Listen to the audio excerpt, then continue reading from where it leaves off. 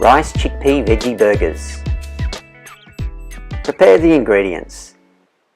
Place 2 cups of chickpeas into a bowl and mash with your hands until the chickpeas are mashed and form a smooth paste. Add 2 cups of cooked brown rice and mash into a firm paste. Grate 1 carrot and add to the bowl with the mashed chickpeas. Finely dice 1 onion. Finely chop 1 garlic clove. Slice 1 cucumber. Slice 1 tomato. Heat a frying pan over a high heat. Add the onion and garlic and saute until soft and brown. Add a little water to deglaze the pan and saute until the water evaporates. Add the onion and garlic to the chickpea and rice. Add 1 cup of defrosted frozen peas. Add 1 teaspoon of cumin powder. Add 1 teaspoon of coriander powder. And add 1 teaspoon of vegetable stock powder.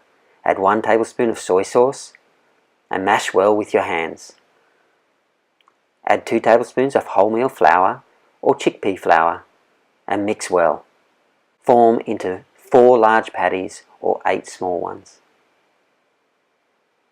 Place the patties onto a lined baking sheet.